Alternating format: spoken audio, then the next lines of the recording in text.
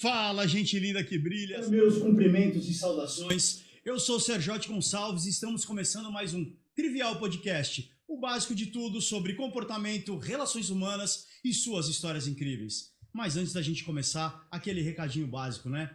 Entra lá no YouTube, se inscreve no nosso canal, aciona o sininho para receber as notificações, comente, compartilhe e curta as nossas redes sociais. Trivial Underline Podcast lá no Instagram e Trivial Podcast, nossa página no Facebook. Hoje nós estamos recebendo aqui uma pessoa sensacional, um cara que ele é multifacetado, ele faz tudo e faz tudo muito bem.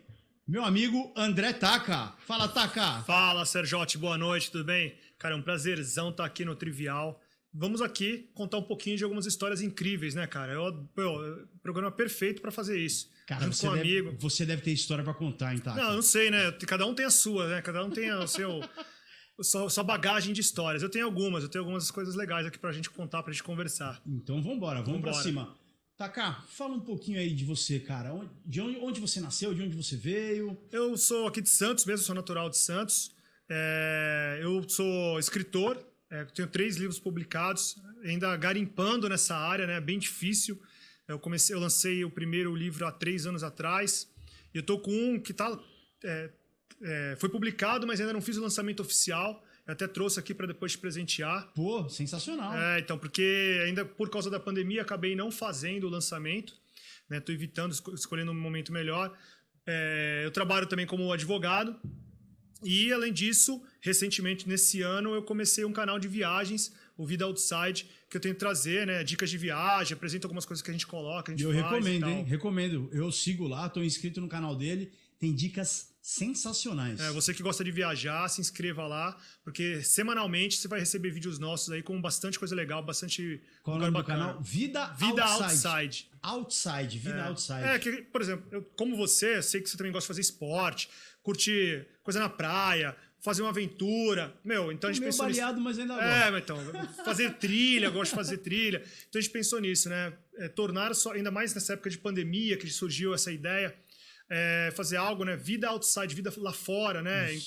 Então embutida a questão de viajar, como fazer atividades fora e não a gente ficar tão preso nessa questão, não só de escritório e tal, mas a sua vida, que às vezes a pessoa fica dentro de casa, só televisão e tal, acaba não conhecendo essa coisa maravilhosa que a gente tem que é o mundo. Nessa era tecnológica que a gente vive, né? A gente fica refém, na verdade, de um celular, porque a nossa vida fica ali, né, cara? Não que a gente não use, mas acho que a gente tem que também aproveitar as coisas boas da tecnologia, curtindo a vida fora, né, cara? Outside. Não, com certeza. Mas, Taka, vem cá, me conta uma coisa. Por que você decidiu fazer... Como é que você chegou nesse momento em que você foi escrever um livro? Você teve uma inspiração ou você veio planejando isso? Como é que foi isso aí? Bom, vou começar lá quando eu era moleque, hein, cara? Tá. Eu era um moleque muito tímido, japonês, né, cara? Como que é? Sabe como é que é? Naquela adolescência, vacas magras, era apaixonadinho por uma menina, por outra, não tinha coragem para chegar nelas, então eu sempre desenvolvi amores platônicos. E aí, como eu não tinha coragem de falar para as meninas, eu escrevia em forma de poesias, essas coisas assim, tal. Legal. Comecei a escrever e tal.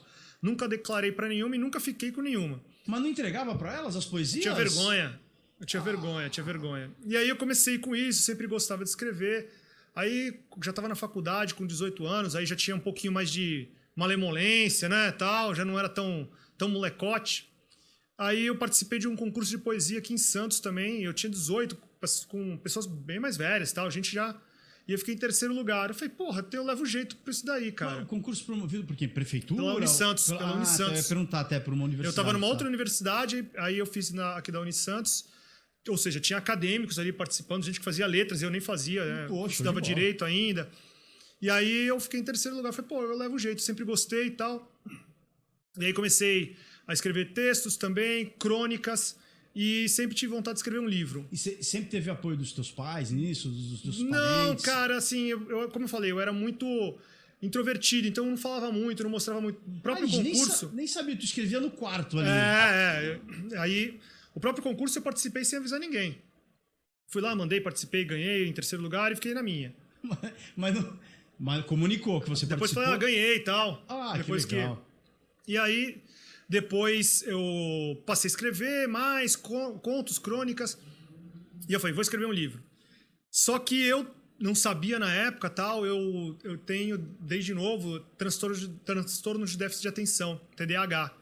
Tá. Então, eu não sabia na época, tal, por isso que eu acabava escrevendo textos curtos, que eu queria ter começo, meio e fim, que eu nunca conseguia me alongar num livro. Eu escrevia 5, 10 páginas, parava, tal, e eu, beleza. E nunca percebi por quê, não conseguia, eu achava chato. E, bom, passei vários anos escrevendo crônicas e contos, tem umas boas, depois eu trago pra você. Eu quero lançar, inclusive dessa época, eu quero lançar um livro com elas, assim. Mas tu nunca chegou a publicar? Então, aí eu fiz um blog e as pessoas gostavam. Já chegou depois no Facebook, aí eu publicava no Facebook, o pessoal lia, elogiava. Eu falei, porra, acho que dá certo, acho que dá pra eu tocar isso daí. E aquela vontade de escrever um livro sempre vinha, e eu sempre dava uma desculpa pra mim mesmo. Porque eu não tenho tempo, porque não sei o quê. E era tudo em decorrência do transtorno de déficit de atenção.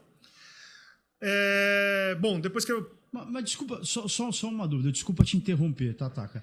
O transtorno de déficit de atenção, ele te levava a uma procrastinação Procrastinação, ou começar tarefas e não terminá-las. Tá. Por causa do foco, eu não tinha o foco. Porque, por mais que eu gostasse de escrever, o prazer que eu tinha escrevendo, ele era num tempo curto.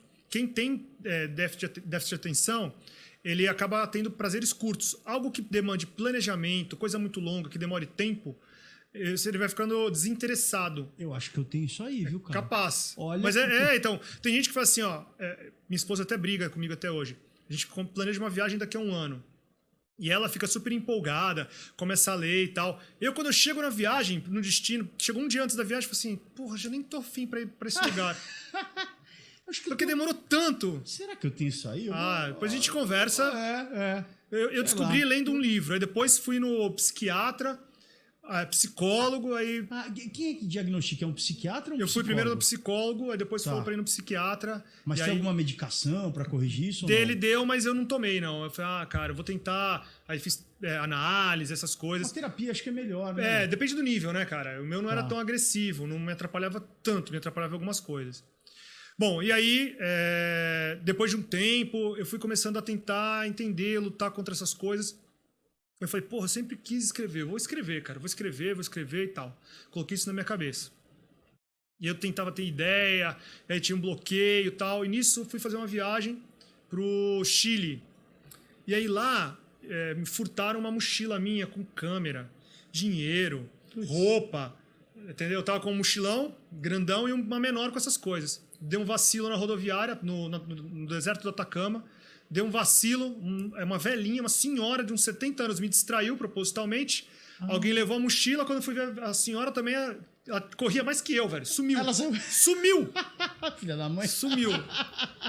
E aí, entre a indignação de ter sido furtado e também a tentar compreender a pessoa... tu tava sozinho? Tava com uma amiga. Aí tentei compreender, assim, o que passou na cabeça do cara. Falei, o cara roubou minha câmera. Tá minhas fotos da viagem aqui. Será que o cara não vai pensar, porra, coitado do cara, ferrei. Deixa eu ver pra onde que ele foi. Putz, fotos de tal lugar, fotos de tal lugar. Será que ele não ficou com pena de mim? Porra, porque se o cara fez esse golpe, ele já tá acostumado. Será que ele não tem pena de viajar e tal? Será que ele não podia falar assim, levou e deixa o cartão de memória em algum canto, sei lá, documento, né? Será que o cara não pensa nisso? Uma ilusão, né, minha, só pra ficar menos frustrado. E aí me veio essa ideia de escrever um livro sobre essa história. Não exatamente essa, né? Caraca, então essa situação real me gerou... disparou uma ideia de escrever um livro. Qual foi? Cara, que legal. Que foi meu primeiro livro, que é um livro meio que de autoconhecimento. É um rapaz que encontra uma mochila em Salvador. Ele mora em Salvador, ele é de Salvador. Ele encontra uma mochila. E aí ele justamente encontra, não roubou nem nada. Ele encontra, ele abre a mochila, vê o que tem lá. Ele vê um diário de viagem de um cara.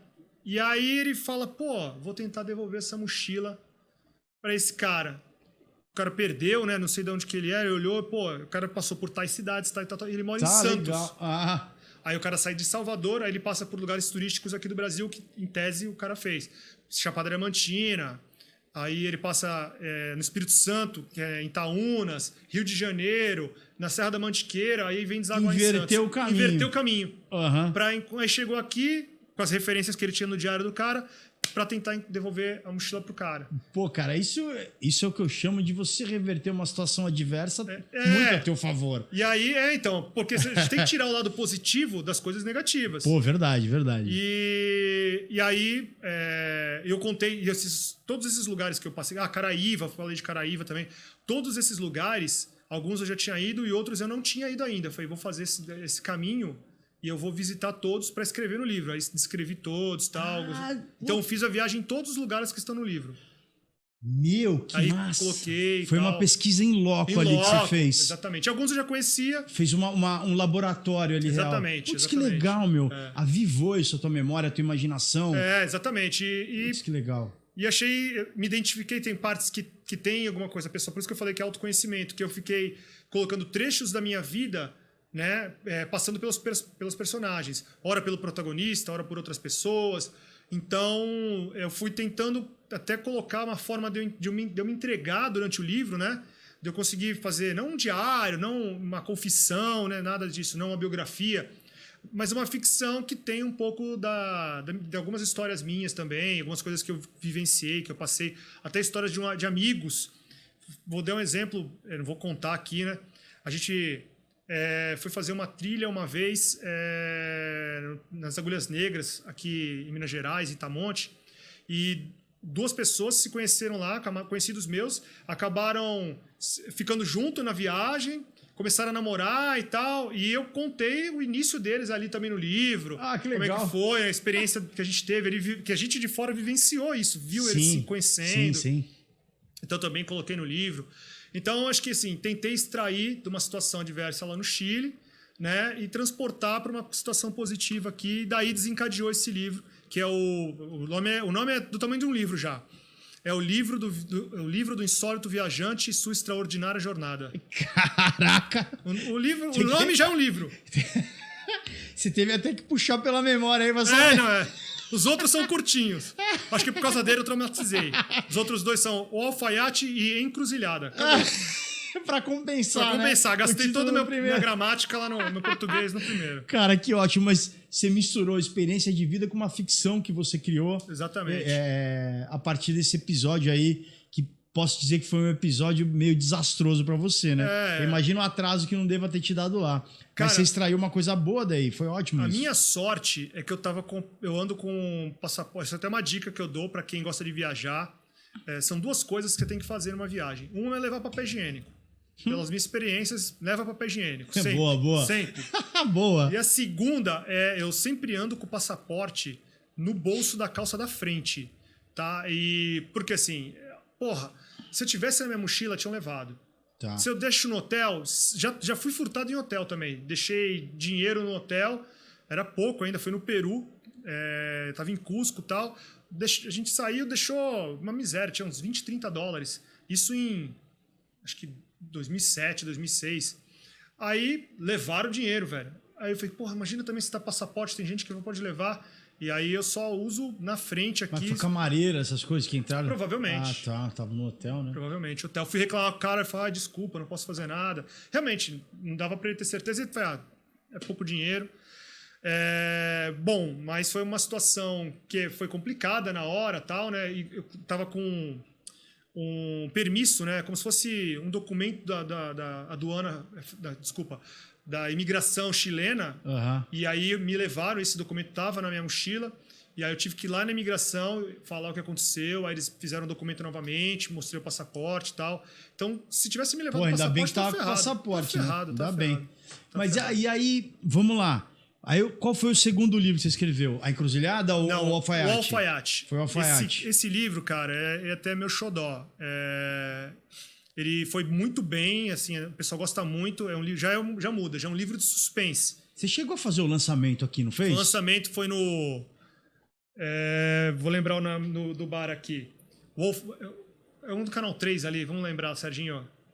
Eu vou lembrar depois. Cara, eu tô tão fora do circuito noturno que... Eu fiz o lançamento. Wall Street. Eu falo Wolf, que tem os Wall Street, tá. Isso. Cara, foram quase 200 pessoas no lançamento para Santos, né? Para mim, né? Por ser um escritor ainda... Pessoal, nós somos de Santos, viu? Para quem tá assistindo a gente aí, Brasil afora, nós somos de Santos, tá? Que é uma cidade que... E somos bairristas também. Né? São pouco menos de 400 mil habitantes, mais ou menos. E eu não sou um escritor, né? Tem mais de 400 mil habitantes, nós estamos beirando 440 mil. Pode ser, é isso, é. Então, eu não sou conhecido. Cara, tava lotado, o bar nem esperava mesmo, foi bem legal, foi um dia, assim, bem gratificante. E ele é um livro de suspense, já mudei totalmente o foco. Um era de autoconhecimento, e esse daí é um livro de suspense. Eu sempre fui leitor de Agatha Christie, ou até depois, mais recentemente, do Dan Brown, que também é aquele livro que não é bem suspense, mas te aguça a curiosidade. Sim, sim. É uma trama que te envolve, né? Eu tentei fazer um pouco disso, né? Tá. E muita gente, tive muitos feedbacks positivos. E ele se passa, eu acho que o mais legal, para quem é não só de Santos, né? Para quem gosta desse tipo de livro, a gente acaba comprando, consumindo muita coisa de um crime em Nova York, um assassinato em Londres, Tá. não sei aonde lá na Itália, um roubo na Itália. Esse aqui se passa em Santos.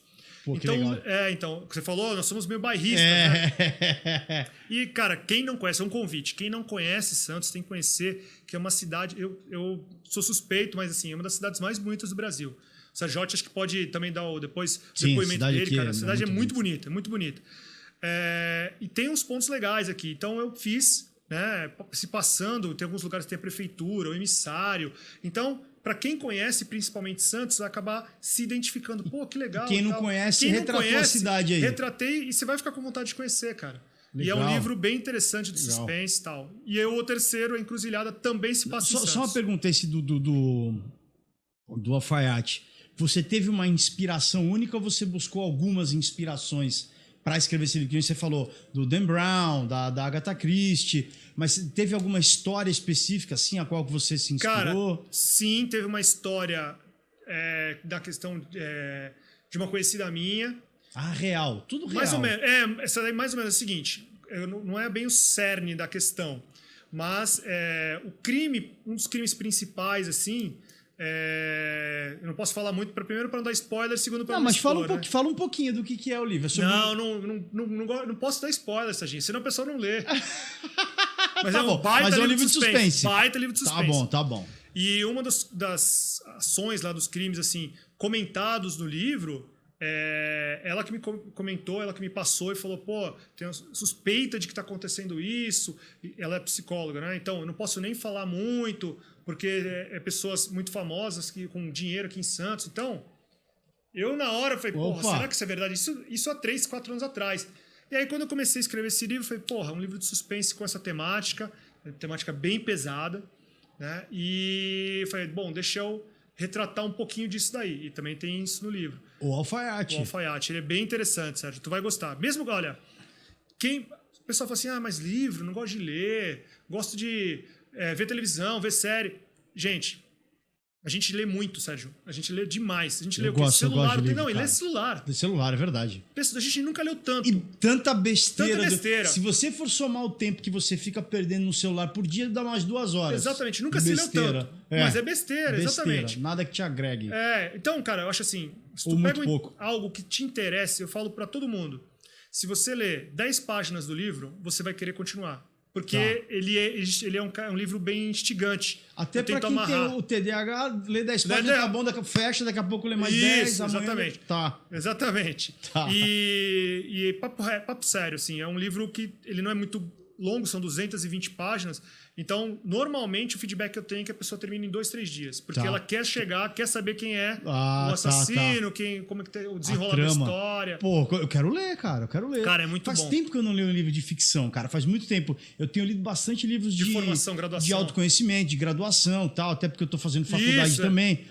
Mas um livro de ficção, cara, eu passei a minha infância lendo ficção. Eu lia muita ficção. Cara, muita. X-Men.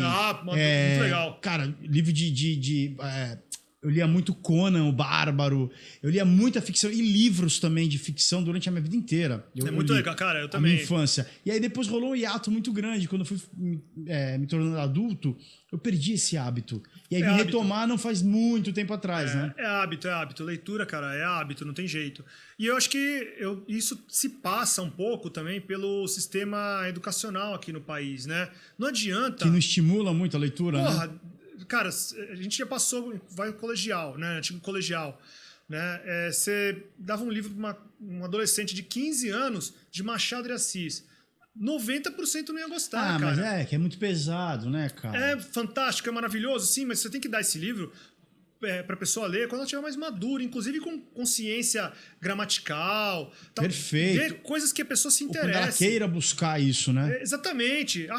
Isso afasta a pessoa da leitura. Não tem jeito, cara. É a mesma coisa que você fala assim, pô, vamos no cinema. Você chama a pessoa para ir no cinema, uma companheira, sua esposa...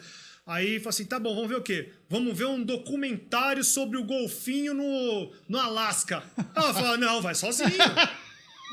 Só isso que passa no cinema? Tá de sacanagem comigo. Não vai querer. Não que os livros na escola não sejam bons, são maravilhosos. Só que eu acho que tem que ter o tempo, né? Eu entendi né? o que você está falando, porque precisa você precisa estimular a pessoa a gostar da gostar leitura. Primeiro.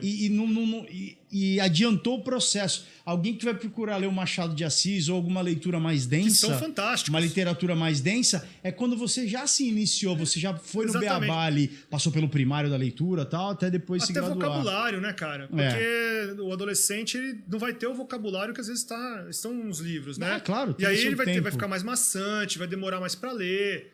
Então isso acontece. Eu acho que isso passa pelo sistema educacional que talvez não tenha se modernizado e tal. Sim. E hoje em dia ainda acontece. Tem alguns professores que já são mais antenados com isso e tal, né? E conseguem despertar mais a leitura. Deixa eu te fazer uma pergunta. Você que está fazendo aí uma graduação em pedagogia e letras, né? Isso, estou fazendo as duas. As duas. Não que você esteja em contato direto ainda com o pessoal que está com essa faixa etária escolar. Mas você acha que por conta do advento do celular, a busca por leituras assim mais instrutivas, de livros físicos e livros também você pode ler, é o Kindle, né? Kindle, O Kindle. Você acha que isso desestimulou por conta de redes sociais, que tem vídeos tal, que estimulam outras sinapses cerebrais que de repente não tornem uma leitura mais interessante? Você acha? É que é uma percepção que eu tenho. Você acha que o físico... o livro físico em si, né? Não só o físico, eu digo a leitura em si. Tanto o físico quanto um Kindle, por exemplo. Cara, eu acho assim... vou tomar, inclusive, como uma experiência própria, né? Às vezes a gente tem uma obrigação. Seja, inclusive, estudar, que a gente... Tu tá estudando também. Cara, o celular é muito... Como você falou, desperta muito mais sinapses na gente, né? Estimula muito mais, é muito mais interessante ele também faz você exercitar menos o seu cérebro. Tá ali no automático. Então ele realmente desestimula, ele afasta, porque para você ler uma leitura, tal, para estudar, você tem que estar concentrado. É uma competição meio desleal com a leitura, exatamente. Né? E você tem alguma... Desculpa te cortar. Não. E você tem alguma ideia, ou se alguém tem algum modelo, para tornar isso mais competitivo? Cara, existe... Tem um mercado que está tentando crescer um pouco, que é o audiobook, que você não vai ler, mas você pelo menos está consumindo. Muito bom. Uma saída. Eu ouço bastante Então, é uma saída que você pode até não estar ali lendo, mas você está acompanhando. Já é alguma coisa a mais. E, cara, eu que eu tento fazer. Quando eu vou ler e tal, eu tento, até para o meu dia a dia, evitar o celular nas últimas horas da noite. Primeiro que seu sono é melhor.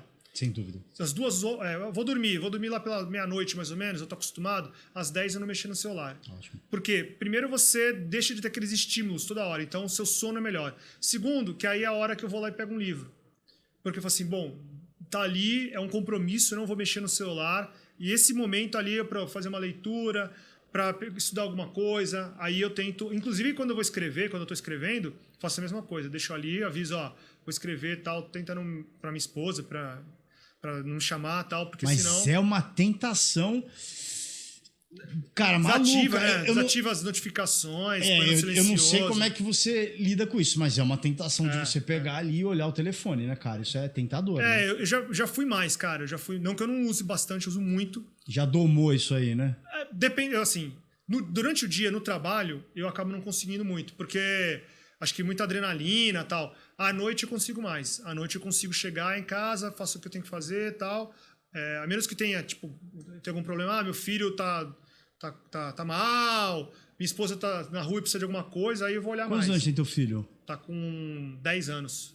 10 já anos. Tá um molecão, foi um moleque fantástico. Caramba, meu maior professor. Meu maior professor. Qual o nome dele, tá, cara? Pedro Henrique. Pedro Henrique. Meu maior professor, ele me ensina tanta coisa, cara. Impressionante. A tua esposa é tua companheira nas viagens também, né? Sim. A Beth, ela... Cara, ela é muito focada nas coisas e tal, e ela que me ajuda. Aliás, até ela brinca, né? Que essa questão do TDAH, ela me ajudou a entrar na linha. É o fiel da balança ali. Até para não exagerar, por exemplo, no YouTube, né, no nosso canal, eu me dedico muito.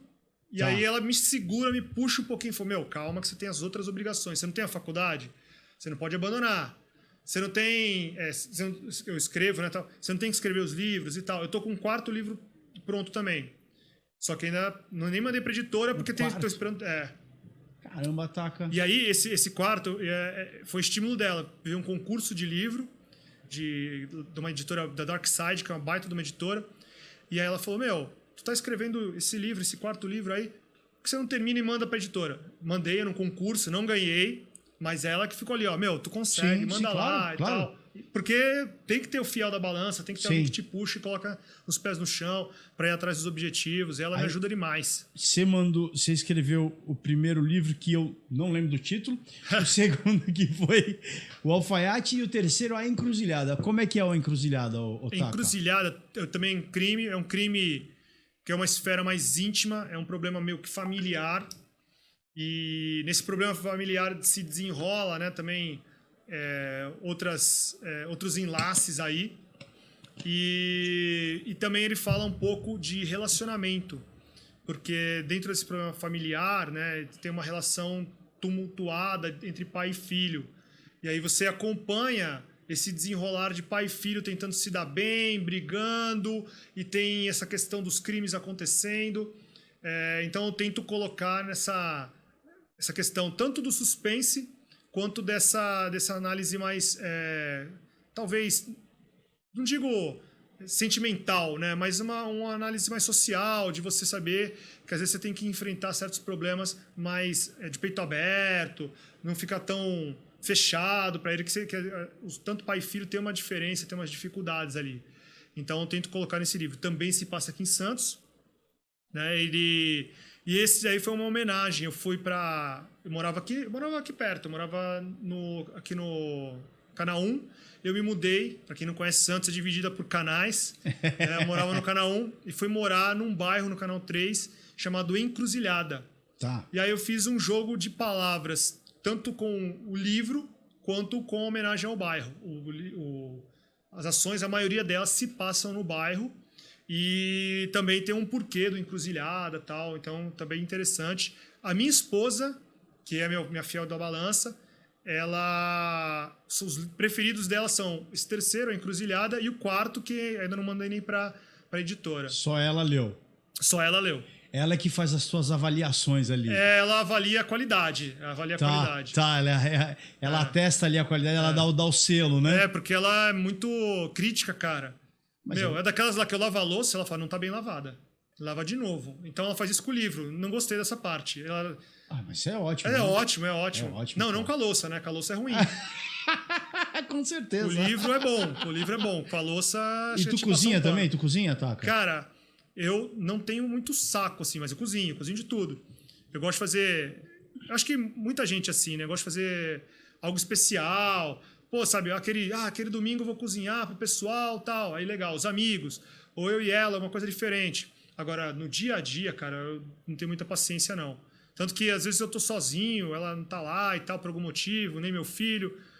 Você cozinha aí, faço alguma coisa pra mim. Que nada, vou lá, ponho Um sanduíche. Qualquer coisa. Não. Cozinhar pra si mesmo é muito deprimente. Não, mas tu tá bem, cara. Tá bem fisicamente aí, tá? Tá mantendo uma dietinha boa. Tô tentando. Mantendo. Tô tentando. Diminuir também bebida e tal. Eu tive, já que histórias, né?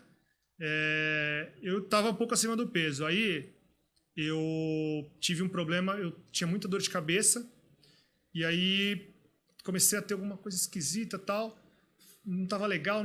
Eu tive hepatite medicamentosa. Porque... Caraca, meu. Então, pelo que eu entendi, assim, eu tomava muito medicamento para dor de cabeça, chegava a tomar 5, 6 comprimidos. Por dia? Por dia. Você é doido? Que aí, Tilenol? Tilenol, paracetamol, dipirona. Nossa, o Tilenol ele é muito tóxico. Anti-inflamatório. E aí, eu também bebia mais, né? Álcool, né? Cerveja, vinho e tal.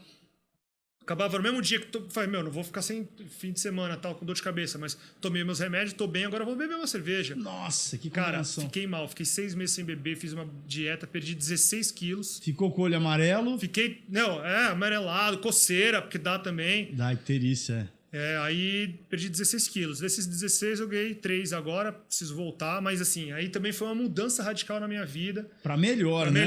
Pra qualidade de vida e tal. Com certeza. E é tenso, cara, é tenso. E aí eu fui ver que eu tava num ciclo. O médico me explicou que o meu corpo já tinha acostumado com os medicamentos, então ele acusava a dor de cabeça para pedir os medicamentos. Pra pedir. Porra, criou uma dependência. Cara, quando eu larguei, quando eu falei, vou sair, tipo, desovar, né? Primeiro dia, sem tomar nenhum remédio, eu parecia aqueles soldados que voltam da guerra, que estão com algum problema e não pode... Antigamente, né? Toalha quente, sabe? Aqueles de filme antigo. Sei. A minha esposa, porque eu tava com muita dor de cabeça, não queria tomar remédio, ela preparava água quente, colocava uma toalhinha, colocava na minha testa, deitado, tudo apagado. Porque era sinistro, porque era o desmame dos remédios. O desmame, Muito difícil, cara. Voltando a falar dos livros, pra gente passar pro próximo assunto. Você tem uma média de tempo para cada livro que você escreve ou é aleatório? Você fala, não, olha, eu vou estabelecer aqui uma linha do tempo. Em 6 meses eu preciso terminar esse livro. Ou você vai escrevendo e termina aleatoriamente? Vamos lá. Então, o único que eu tinha um prazo certo era esse do concurso que eu te falei. Eu estava já escrevendo ele, aí estava na metade, aí eu tinha mais ou menos uns 2 meses para terminar, aí eu me coloquei na cabeça que eu tinha que terminar esse livro e eu consegui. Ainda tinha que passar pela revisão, então eu terminei com um prazinho antes, um prazinho curto, assim. Mas já estava escrevendo, esse livro em si eu demorei uns 6 meses. E aí, os outros 3, né? O primeiro livro eu demorei 2 anos. Tanto porque tinha pesquisa, tinha que viajar. Você foi viajando, claro. Dava uns flash na minha cabeça que eu perdia totalmente a inspiração. E aí depois, quando eu lancei esse livro e eu vi que o pessoal gostou, eu fiquei tão empolgado que o segundo livro, o Alfaiate, eu escrevi em 3 meses. Caramba, foi assim, rapidinho. E a Encruzilhada também eu escrevi uns 4 meses, assim. Então ele é um livro menor, ele tem 160 páginas, 180 páginas, ele é mais curto. Então, assim, você vai ver, varia. Eu tô escrevendo Mas, cara, eu te pergunto isso porque você faz 1000 atividades e não consegue escrever. Fala aí, fala disso. Tem um que eu já comecei em 2019, eu comecei em janeiro de 2019. E estou escrevendo ele até agora. Escrevendo, né? Escrevo, aí 6 meses sem mexer, escrevo de novo. Que ele é um livro, eu falo para minha esposa que é minha obra-prima, que vai ser o meu melhor livro. E ela já leu umas partes, ela falou assim, odiei esse livro. Esse aí eu odiei, não consegui ler. Mesmo? Você vê como são as coisas. Ele falou, é o meu melhor livro. Eu falei, tá horrível. É o melhor na tua avaliação, né? É porque, assim, é um livro que ele E ela é um bom termômetro para isso? Quando ela fala que tá bom, o livro vai bem, como é que é? Então, ela lê com a leitura que eu gosto, que é a parte da pessoa que não vai ficar vendo a questão... ele é...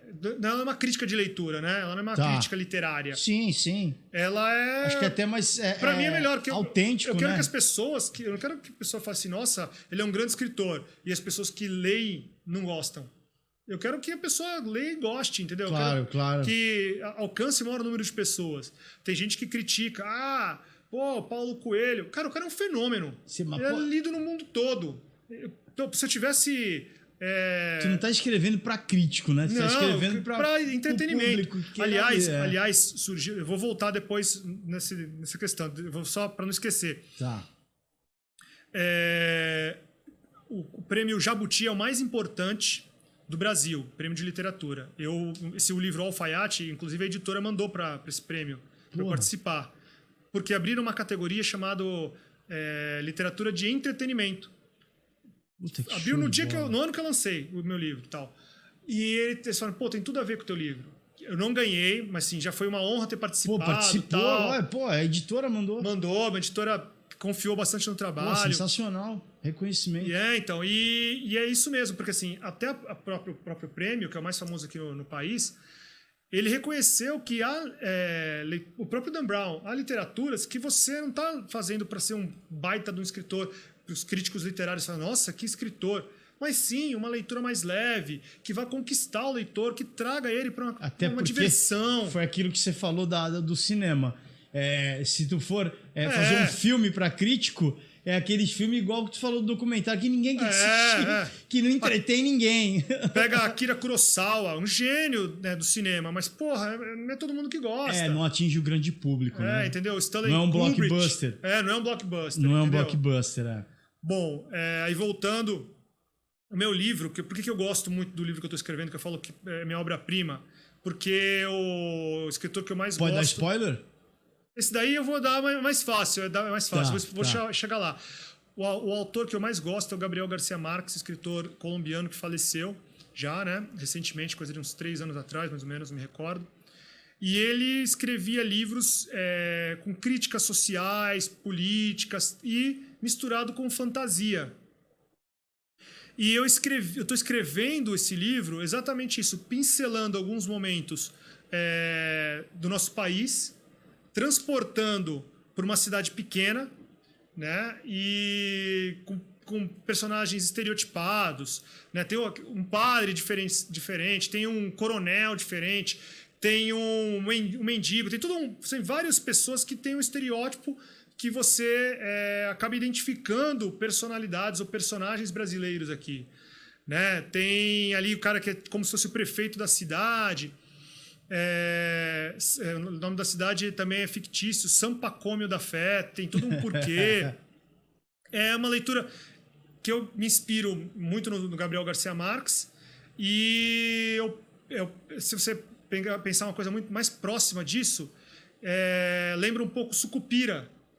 Sucupira, pô, do Bem Amado. Bem Amado, do Jorge Amado, que eu também adoro. Sim. Então ele traz essa conotação, e aliás se passa no interior do Nordeste brasileiro também e tal. Tá. Eu tento trazer essa conotação meio sucupira, meio rock santeiro, sabe? E com críticas sociais, porque a gente eu comecei a escrever naquela época da disputa Dilma, Aécio, depois Temer, aí depois Bolsonaro.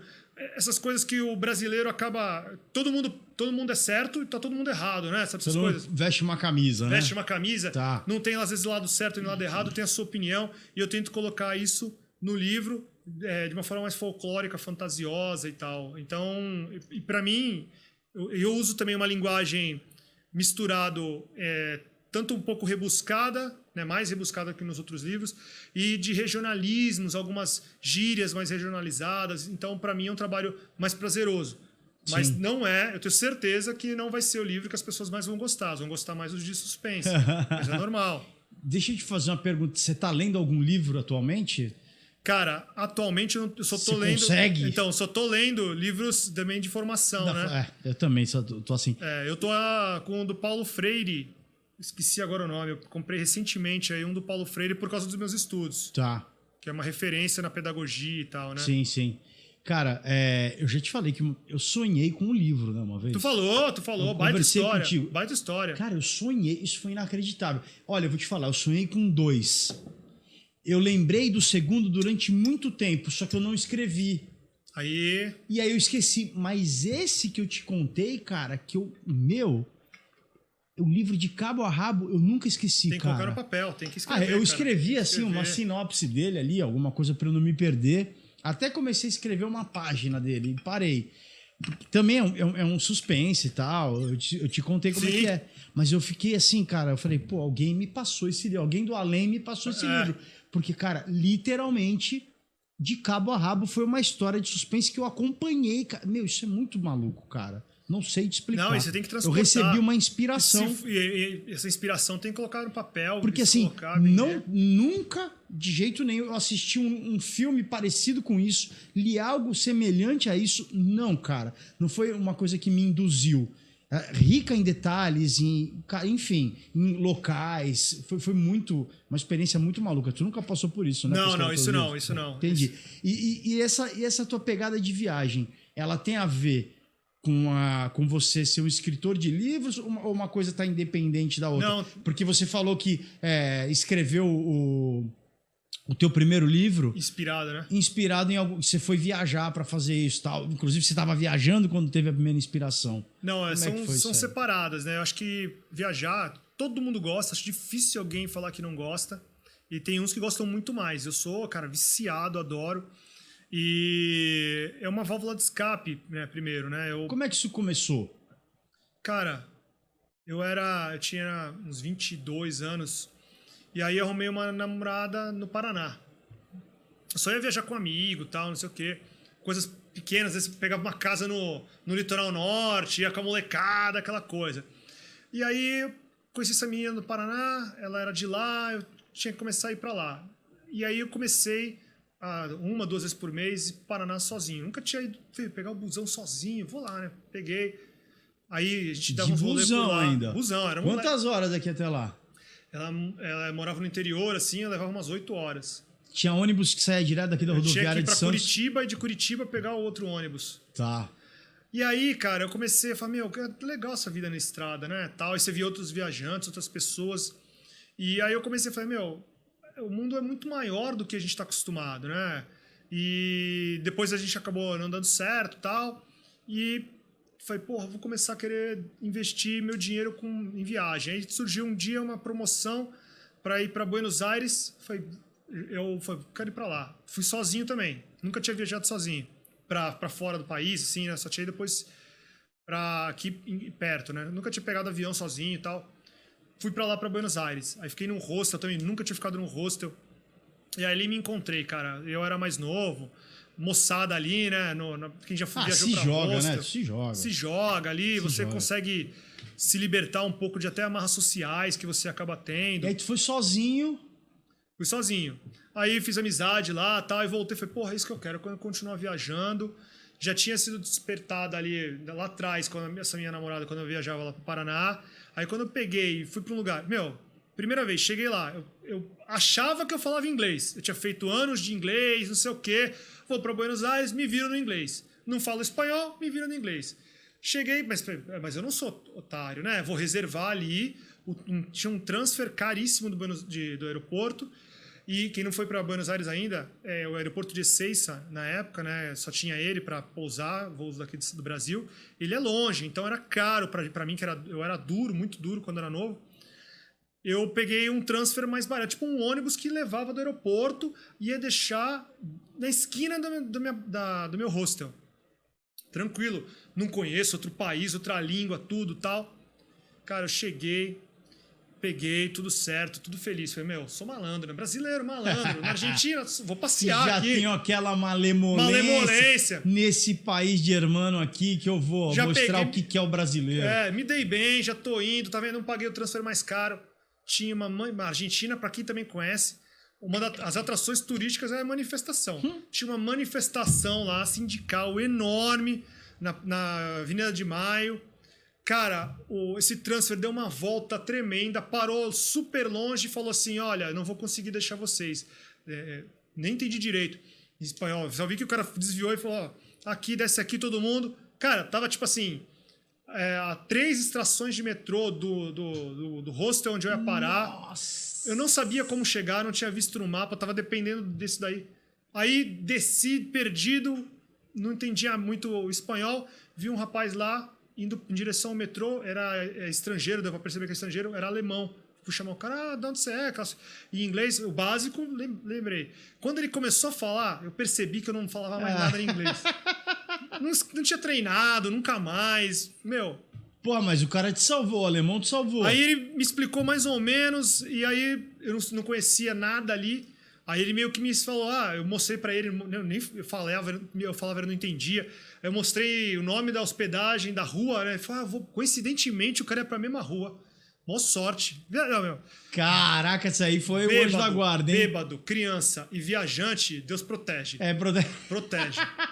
Aí eu parei no metrô, eu fui com ele, seguindo ele. Ele falou, não, vem pra cá, né? Me pediu pra seguir, mas eu não entendendo direito. Aí ele foi...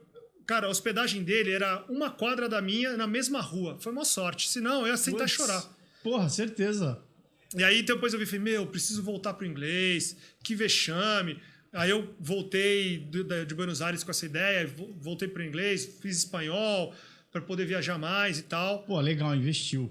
E já a primeira vez eu falei, que coisa, que papelão. E tu viaja, nas tuas viagens só ficou aqui na América do Sul ou tu já chegou a sair daqui do continente? Não, então, eu viajei... Continente, eu só não conheci, eu não conheci ainda o continente africano e a Oceania.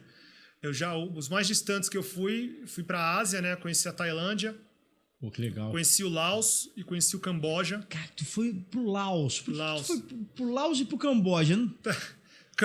Pro Camboja... É que nem aquele menino Fábio Porchat, que ele viaja pra Etiópia.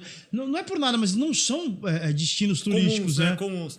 Cara, eu gosto muito... Primeiro que eu gosto muito dessa questão do budismo e tal, né? E lá tem é muito forte.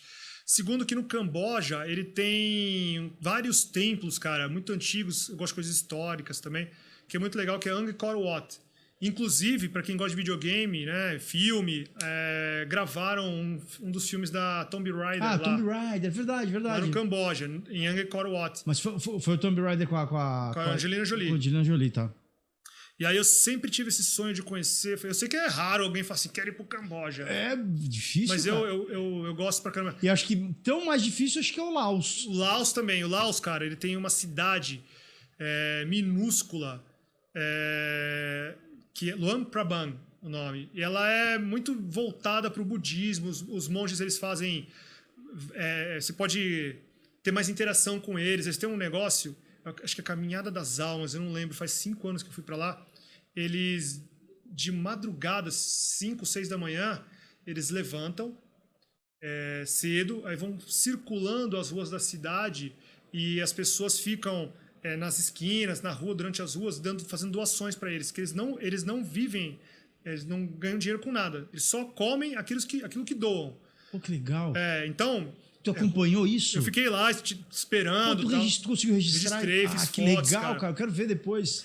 Eles passando, aí achei, cara, fenomenal que tinha uma criança sentada ali, pedindo comida e tal, né? Pobrezinho e tal. O que aconteceu? Os monges você vê eles vindo lá, as pessoas com a sacolinha, e as pessoas deixando mantimentos. É comida, não é nem dinheiro, é comida. Eles não pedem outra coisa, é comida. Aí eles vão deixando lá. Que com esses mantimentos que eles vão fazendo... Eles vêm entoando um mantra assim ou eles vêm... Não, eles vêm rezando, entoando mantras mesmo. Ah, que legal. Né? Só que também prestando atenção nas coisas. E aí eu vou chegar aí. Aí estavam passando, e eles vão recolhendo, né? Vão colocando. Tipo assim, no dia tinha uns 20. E aquela comida que eles recolhem naquela semana, que eles comem durante uma semana. Aí tinha uma criancinha sentada assim, com uma carinha triste e tal, pedindo dinheiro, um potinho de dinheiro. Isso era umas 7 da manhã. Lógico que a criança talvez soubesse que passa ali os turistas. Nisso que ele está passando, um dos monges tira uns 2, 3 alimentos e coloca no pratinho dele que ele estava pedindo dinheiro. Poxa. Caralho, chorei na hora. Na hora eu comecei a chorar. Eu falei, porra. Porra, que legal. Porque assim... Lógico que eu sei que a criança está esperando ali a doação dos viajantes e tal. Sim. Mas é legal ser aquela história. Para quem já tem nada, pouco, para quem não tem nada, né, ele já deu a doação dele. Porra, ele recebeu o que ele não tinha nada. Tem muito. Nada. Pô, eu tenho o suficiente, pega para você exatamente, também. Exatamente. Pô, que legal. E é mó isso, bonito cara. você presenciar e tal. E essa cidade é um destino turístico ou foi você que descobriu e falou, poxa, eu quero conhecer essa cidade? Hoje em dia ela é bem turística, cara. Assim, quando eu fui já era bem famosinha, tem muitos viajantes. E ela é bem bacana, ela é muito pequena. Você imagina, você nunca ouviu falar, né? Muito pequenininha. Ela não é litorânea, nada? Não, pelo contrário, ela tem uma questão, é bem na selva, assim. E aí tem umas cachoeiras maravilhosas também, bem bacana, bem bonito. Esses lados aí, né? Vietnã, Camboja, Laos, tem muita floresta, muita coisa cara. bonita, né? Os americanos... Tem uma exuberância, uma natureza bem exuberante, né, cara? Os americanos, na Guerra do Vietnã, eles pastaram lá por causa disso. Porque muita floresta... Muita. Meu, aí... E todos os seus ônus que uma floresta oferece. Exatamente, né? cara. E aí lá eu fiz um rolê no Mekong River também, Rio Mekong, que é famoso. Quem também gosta de cinema, foi feito da ponte do Rio Kwai, né? Então, foram os lugares, assim, para mim, que eu gosto desse tema, bem épico, assim, bem legal. E a Tailândia, que é maravilhosa também. Mas tu tem alguma ancestralidade aí, alguma descendência, algum antepassado? Só japonesa mesmo. Tu é japonês, né? E não tem a ver com essa linha oriental. Não, eu que gosto mesmo, eu que curto e tal. E foi uma imersão, viajei sozinho também. Ah, foi sozinho? Sozinho também, foram 23 ou 24 dias. Bastante tempo, Bastante, hein? cara.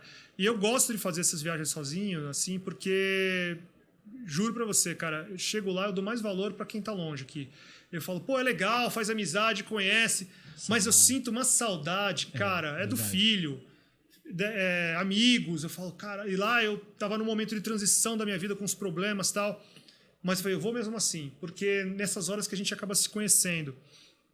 E às vezes, cara, não vou negar, aí tinha o pessoal, os estrangeiros e tal, cara, às vezes eu não queria estar lá, eu queria falar, porra, vou ficar aqui no meu canto, porque é um momento meu, porque eu tô com saudade e tal. E até nisso foi bom, sabe? Eu acabo voltando, dando mais valor para as amizades, para as pessoas. E faço amizades lá. Tem um brasileiro e 2 argentinos que eu fiz amizade, a gente conversa até hoje. Eles falam, pô, vem para cá, para Argentina, tal, pra gente tomar um vinho. Conheci, aliás, no Camboja, cara. No Camboja. Cara, vou até contar essa história dos argentinos. Pô, conheci um argentino no Camboja, hein? E esse brasileiro também. Esses 2 argentinos, eu cheguei no hostel, lá no Camboja e tal, fui dar um rolê na cidade, fui jantar. Lá eles também tinham Happy Pizza, lá no Camboja.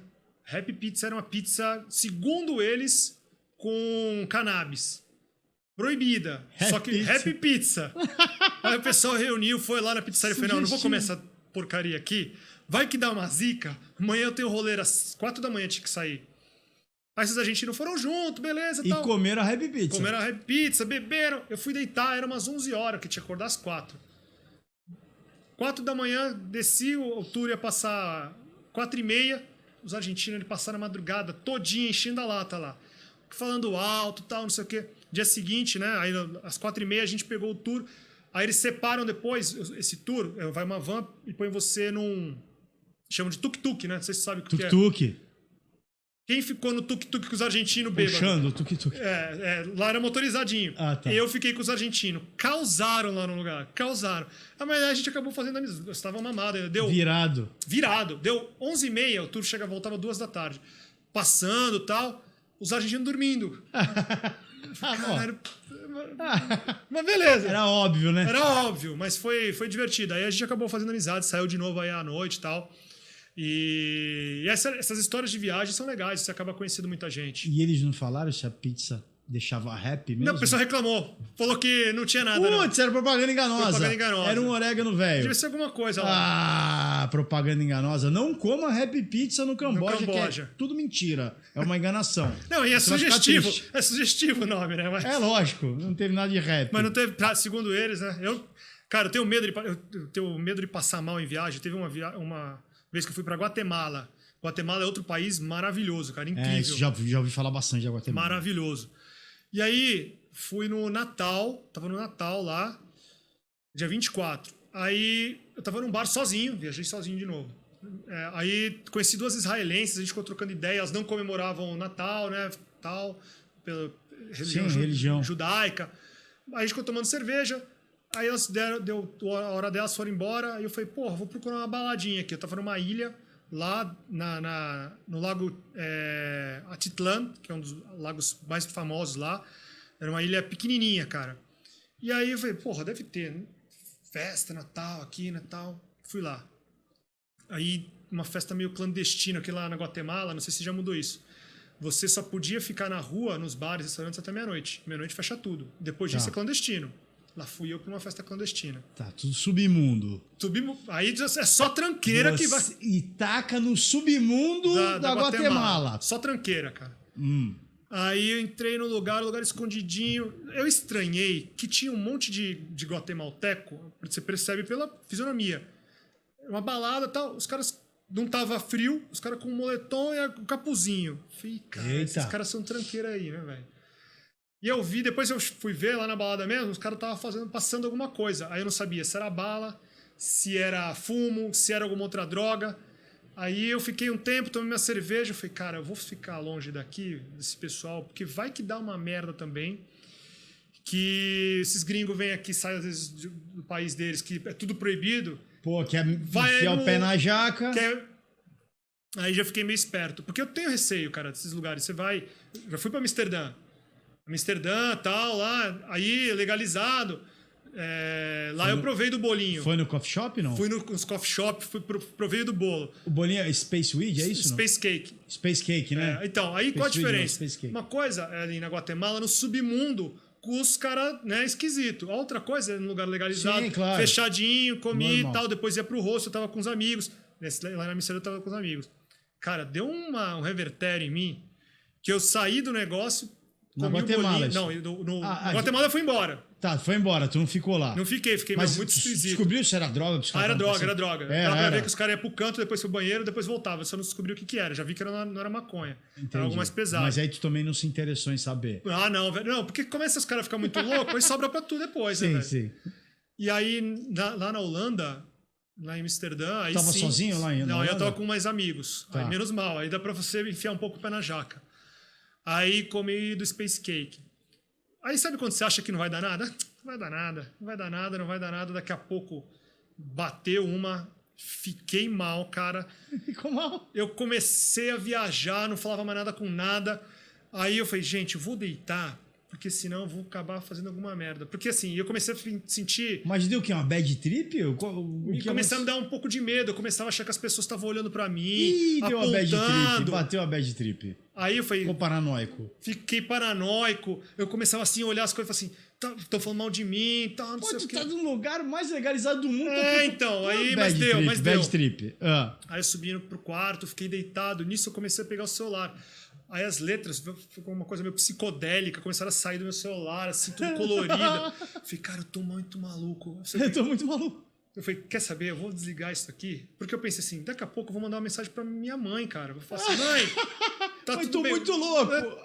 Aí, comi um bolinho que eu vou te falar. Imagina, com meus amigos. Falei, vou falar. Mas foi a tua primeira experiência com cannabis, não? Com Space Cake, sim. Aí, pronto. Mas já tinha usado só fumando? Provado, só provado. Fumando, isso, tá. só provado. E tu não quis fumar lá? Tu só quis comer o bolinho? Então, porque aí você quer já enfiar o pé na jaca, né, velho?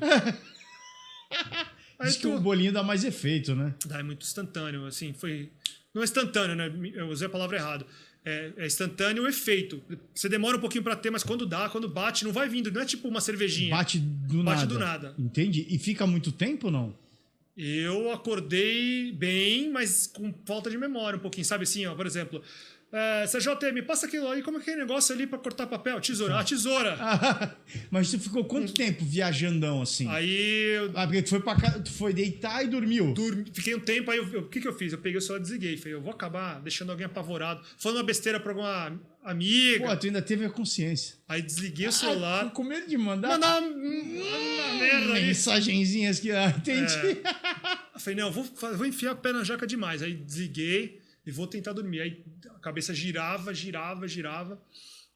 E aí acabei... Dia seguinte acordei, cabeça pesada, corpo pesado. Mas bem, boca seca, aí me hidratei. Tradicional. Tudo colado, dente colado. Mas não foi um apuro, né? Porque eu tava, como eu falei... Tava com amigos, mas tava tu no chegou rosto. a passar mal de vomitar e tal? Não. Porque tem um lance que muita gente, a pressão cai, passa mal. Tem cara que não fuma, né? Eu já escutei N relatos desse. Pô, tô na Holanda, eu vou lá no coffee shop. O cara se empolga. Pô, vou lá. Não, me vê uma... Tem um cardápio, eu nunca fui, né? Mas tem um cardápio lá com maconha de vários lugares do mundo. Não, me dá isso aqui. Não sei. E o cara não tá acostumado a fumar. Aí o cara vai, fuma. Depois... EPT, vomita, a pressão cai, sua frio, fica verde, né, que a gente fala. Passando mal e tal. Pensam que é brincadeira o negócio, né? Não chegou a esse ponto. Não cheguei assim. O único lugar que eu fiquei mal, só que foi por causa da altitude, foi na Bolívia. Bolívia eu passei malzão, só que aí por causa da altitude. Que lugar tu foi lá? Fui pra La Paz, Salar do Uyuni. Que às vezes a seleção brasileira ia jogar bola lá, o ar rarefeito. Isso, cara. Aí depois de lá, eu passei mal lá, quase desmaiei. Eu dei sopa pro azar ali. Eu cheguei no aeroporto, já fiquei com falta de ar. Mas falei, tô bem. Aí fui pro hotel, tal, não sei o quê. Comecei a sentir um pouco, tava falando inclusive com a minha namorada e com a minha mãe na época, né? Pela internet, não tinha nem celular. Tava parando, não tava fazendo uma atividade, subindo, nada. Tava no computador. Aí comecei, Caraca, tô ficando mal. Aí falei pra elas. Sério? Pelo chat ainda, falei, tô mal, vou deitar. Fui deitar, beleza. Acordei de madrugada. Pra ir ao banheiro fazer um xixi. Aí fui no mictório, era coletivo. Eu tava num quarto baratinho, duro também, né? Moleque ainda, mais novo. Cara, eu fazendo xixi, começou a baixar minha pressão. Eu comecei a passar mal, falei, vou desmaiar e com as calças riadas aqui no banheiro, olha o perigo. Segurei na parede, falei, cara, eu posso desmaiar, mas não aqui. Aí terminei de fazer xixi, vesti, fui andando, tateando. Cai assim no banheiro. Com as calças riadas, no mínimo. Fica sem dono, né? Não, e no dia seguinte, no mínimo, eu ia falar assim, será? O problema é o será. Pera lá, deixa eu... Será que é foda? Isso que é foda. Aí eu fui tateando pro quarto, errei a porta, fiquei tentando abrir uma porta que não era o meu quarto. Ai, cara. Não tinha nada, o quarto era só a cama, né? Falei, caralho, não é aqui. Aí acertei, fechei a porta e me joguei na cama, cara. E eu falei, não sei se eu desmaiei, não sei o que aconteceu. Aí dia seguinte, depois acordei, bebi muita água, peguei o busão depois à tarde, fui para outro lugar, mais alto ainda. Aí eu não tinha deixado meu corpo se habituar com a altitude, eu já tinha passado mal, eu devia ter esperado. Fui pro Salar do Uyuni, que é quase 5.000 de altitude. Lá, aí sim, comecei a fazer um tour lá, cara, no meio do tour, estômago, tive um desarranjo lá que... Se eu não tô com papel higiênico... Olha o papel higiênico aí, ó. O papel importante do papel higiênico. Exatamente. Fundamental. Cara, não segurava. Mas foi por causa da altitude? O ar fica rarefeito, né, cara? Não é isso? Fica o ar rarefeito lá em cima e embaixo vai, né? Empurra a pressão. Pois deve ser a pressão atmosférica, não sei. Cara, eu passei mal. Caraca, chegou um ponto que eu tava passando mal, embrulhado, não cheguei a vomitar, mas eu tava passando malzão. Aí toda vez que parava eu tinha que... Aí tem uma parada que tava tendo lá no deserto, um deserto de sal, e tem várias atrações, lagunas, tal, sensacional. Maravilhoso, eu até aconselho quem quiser, quem puder conhecer, Salar do Uyuni, região ali, perto do Atacama. Aí o cara parou a van... Isso é Bolívia ou é Chile? Bolívia, perto do Atacama, na divisa com o Atacama. Tá, com o Atacama. Aí era uma 4x4, não era uma van, o cara parou a 4x4, aí ele tava com um pessoal lá do tour, tinha uma criança boliviana, um menininho lá, tava fazendo um tour, e aí ele tinha uns 13 anos na época, ele... Aí todo mundo tava vendo a atração, eu falei, tem um monte ali, eu tô passando mal, vou lá. Fui lá, atrás do monte, com papel higiênico, com a mochilinha. Aí me desfiz lá, e voltei. Quando eu tava voltando, o menininho falou, André, em espanhol, né? O que tem ali atrás? Aí, no meu bom espanhol, não há nada, solo não há imagem de merda. Só tem uma imagem de merda lá, só tem merda. Literalmente. Então tá bom, não vale a pena ver, vamos voltar. Vai pra lá. Pra não ficar meio queimado com o moleque, mas foi E tu tenso. ficou o rolê inteiro indo... Com a hora que parava, eu tentava segurar e tal. Porra, meu. Era tenso. Caraca, mas é muito cara. legal, mas eu passei malzão. E aí o pessoal depois, tá vendo? O pessoal metia o pau quando a seleção brasileira jogar lá. É frescura desses caras que chegaram 2 dias antes, não sabia... Eu dei valor, cara. Tá vendo aí, ó, uma experiência aqui... É muito tenso. Porque o pessoal costuma meter o pau, né? Lembra? Não, mas eu meti o pau. Eu meti o pau, é injusto. E tu imagina os caras correndo lá, que nem seleção, jogador, cara. Teve lá, nesse tour, teve uma parada que o pessoal arrumou uma bola lá e ficou jogando bola e tal. Aí o pessoal me chamou, eu era o único brasileiro. Pô, brasileiro, futebol. Eu falei, não aguento, não consigo, não tô legal, eu fiquei deitado. Cara. Eu só dormia ali quando tava. Mas fala aí, Taka, você estava conversando, você estava dizendo que você tinha passado mal lá na altitude boliviana. Isso. E você falou das salinas ali. É um lugar muito bonito isso, né, cara? Cara, é um dos lugares, vou me arriscar a dizer que é um dos mais bonitos que tem aqui no mundo, cara. Acho que todo mundo tem que conhecer. Era isso é que eu ia te perguntar, cara. Eu não conheço, né? A gente vê por fotos e tal, mas realmente lá é maravilhoso. Qual foi o lugar mais bonito que você visitou de todos e você foi? Caramba, agora pergunta bem difícil, né? Mas vamos lá, cara. Eu acho.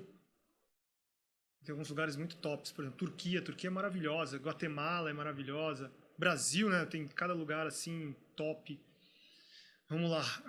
Eu acho que foi um dos que mais me impressionou. Vou falar assim, talvez não o mais bonito, cada um, né? Mas eu gostei muito. Vamos fazer um top 3. Antelope Park é um parque nos Estados Unidos. No Arizona é um parque, é tipo um canyon, cara. Vou ver se depois eu mando umas fotos. Os Estados Unidos tem uma natureza bonita pra caramba também, né? Maravilhosa. É um tipo um canyon que foi desenhado pelo vento. Nossa. Então, cara, ele tem umas formações lá, é maravilhoso. É perto, inclusive, do Grand Canyon. É relativamente perto, assim. Cara, é incrível. Bom, vamos lá. Noronha, eu tô até com a camisa aqui de Noronha. Noronha é maravilhoso, cara. É incrível. E eu acho que talvez a Turquia, eu gostei muito, fui num lugar chamado Pamukkale. Pamukkale são piscinas naturais de cálcio. Formações de cálcio, são várias, né? Como se fossem piscinas. E, cara, fica um azul translúcido ali, cara. Fica muito bonito. É Pamukkale, na Turquia. Eu saí do passeio lá dos balões, né, na Capadócia, e depois fui para esse destino. Talvez está ali entre os 3 que eu achei mais bonito. Isso eu já vi no Pamukkale, já em divulgações. Cara. Noronha, pelo conjunto da obra, cara, eu fui para Tailândia. O pessoal, Tailândia, as praias são bonitas. Mas eu achei Noronha mais bonito. Noronha, para mim, até porque a Tailândia, é bom frisar isso, a Tailândia é aquele negócio da expectativa e a realidade. Eu tenho uma foto que eu mostrei assim, tem 2 mares lá. Tem um mar normal, bonito, tal, meio esverdeado, e tem um mar de turistas. A maioria deles é da China, né, porque está muito próximo, e o chinês faz muita viagem pela região. E, cara, a praia completamente lotada. Sabe Santos no Réveillon? Putz, assim, lá na praia do filme A Praia, do Leonardo DiCaprio. Eu fui nessa praia e tal, né? Fui. Pô, cara, é bonito. Mas a foto é mais bonita que a praia. Entendi. Eu te garanto. Noronha é mais bonita. A Praia do Sancho e outras praias ali de Noronha são bem mais bonitas, cara. Você já foi pra Grécia? Não, sou louco pra ir. Eu sou louco pra ir pra Grécia, cara. Tem uma praia lá... Zanquitos. Qual é o nome daquela praia que tem a Praia do Naufrágio, né? Isso, Navajo Beach. Navajo, isso. Navajo Beach. Cara, uma das coisas mais lindas, assim. Em grego, eu não lembro agora como é que é. Mas é na ilha de Zakynthos, mas a praia eles chamam de Navajo Beach, que tem um naufrágio. Isso mesmo, cara. É maravilhosa aquela foto. A Grécia tem um litoral ali maravilhoso, né? Maravilhoso. A tonalidade do azul do mar ali. É incrível. E eu amo frutos do mar, né? E, cara... Eu tava pertinho, cara. Eu fui numa cidade na Turquia que dava pra ir até de barco, tinha passeio, que eu não tinha tempo. Eu tinha feito um rolê grande pela Europa, tinha feito 22 dias na Europa, fiz Turquia, Londres, Paris. Aí não deu tempo de fazer Grécia. Pô, tu já deu um super rolê, né, cara? Aí não dava mais. Aí terminei ainda a viagem, eu sou meio... Não tenho muita ordem, assim. Terminei a viagem em Buenos Aires. O que aconteceu? Eu tava vendo as passagens. Isso é uma dica também. Agora não, por conta da pandemia e tal. Aproveita e vai dando umas dicas aí pra galera aí. Dependendo dos seus voos, a gente chama de hub, né? Tem certos lugares que tem um hub muito bom. Por exemplo, Buenos Aires e o aeroporto de Guarulhos. Tem muitos voos, muitos. Então, no fim das contas, saiu mais barato eu voar para Buenos Aires e pegar de Buenos Aires para São Paulo do que eu vir de Londres para Buenos Aires depois desse rolê. Então, eu acabei indo para Buenos Aires, passei uns dias lá e voltei para São Paulo. Ah, cara, que legal. Por causa desse hub. Pô, tá vendo? Interessante. São alguns detalhes que quem não tá inteirado, acaba não... você que já tá acostumado, perde uma oportunidade dessa, né, cara? Pra dar uma esticadinha no final da viagem. Acabei ali. pegando 4 dias lá, falei, já vou pra lá mesmo, pego uns 4 dias, peguei um voo. Putz, será que hoje Buenos Aires tá boa do jeito que tá a Argentina? Ela deve estar. Cara, é um lugar legal pra passear. O problema é que é complicado lá, né? A questão da inflação, tá com uma inflação muito maior e tal. Que o povo ajude os argentinos também, né? Cara, porque o povo argentino, tem gente que não gosta, a gente faz brincadeira e tal, mas é um povo maravilhoso. Ser humano, não tem dessa. E tu já foi visitar a tua terra natal da tua família, o Japão? Cara, tá nos meus planos com meu filho, combinei. Meu filho, ele quase não tem descendência, não tem quase nada de os olhos puxados, assim. Mas ele ama o Japão, cara. Quantas gerações tuas vieram pra cá atrás? Avô, bisavô? Ah, meu bisavô. Foi teu bisavô que veio pra cá? Meu bisavô. Aí meu avô, eu que registrei ele como japonês. Meu avô, ele é falecido, né? Ele tinha dupla cidadania. Mas só nesses casos, né? Eu não posso, eu tenho que escolher. Se eu for morar no Japão, eu tenho que escolher, optar pela minha, né? Pela brasileira ou pela japonesa. Eu posso conseguir, mas eu tenho que optar.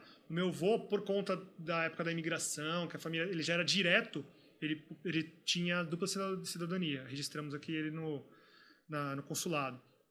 E a minha mãe já não tem muita ligação, e meu filho que gosta, talvez pelos desenhos japoneses. Por parte de pai, então. Parte de mãe. Mãe.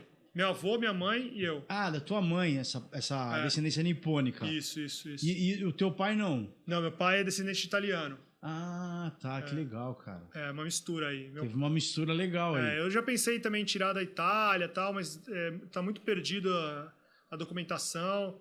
Então, por enquanto, só viajo mesmo. Ah, mas a tua ideia é de repente, um dia morar pra lá? Não, cara, eu gosto muito daqui, eu gosto muito do Brasil. Eu tenho muita vontade de morar no Nordeste, eu sou completamente apaixonado pelo Nordeste. O Nordeste é lindo, né, cara? Lindo demais. Tive já a oportunidade de ir pra Jericoacoara. Sensacional. Só fui pra lá, mas é lindo demais, Jeri, eu fui 2 vezes, eu estão fazendo um aeroporto em Jericoacoara, não estão? Já tem aeroporto. Já tem um aeroporto, já tem aeroporto. Cara? Porque antes tu ia pra Fortaleza.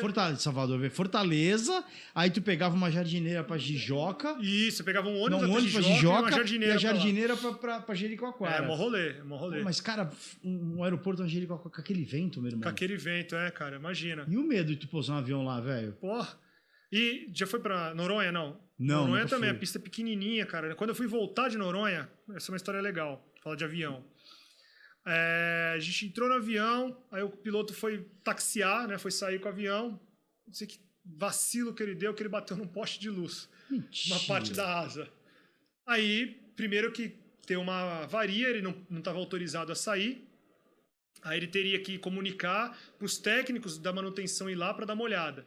Em Noronha, eu não sei se tu sabe disso, ele só pode decolar avião até às 6. Depois das 6, eu não sei se é por conta da iluminação do aeroporto, não pode. Não é questão ambiental. Não pode. Aí, por causa de segurança. Tá. Nosso voo era 4. E passou 4h30, 5 horas, 5h30, nada. A gente, e aí, os caras mexendo, a gente, vamos trocar de voo, não vamos nessa aeronave que o cara... Pelo amor de Deus, já bateu ali. Cristo amado. Gente causando. Teve 2 mulheres que desceram do avião. Não vou ficar por segurança. Minha esposa começou a chorar de medo. Bateu um rachadinho na asa, tá voando numa pau rachadinho. Tá louco? Quando deu 5/6, a gente aí, vamos trocar, tem que pagar hospedagem pra gente. Porque já não poderia mais voar. Não, aí a cara da Gol, né, o comissário falou, não, vamos sair e tal. A gente, tá louco? Os caras ainda, sabe, só faltou colocar esparadrapo lá no bagulho. Estão mexendo aí. Não, mas a gente vai ter que decolar. Acho que não queriam pagar hospedagem para não sei tantos negros lá.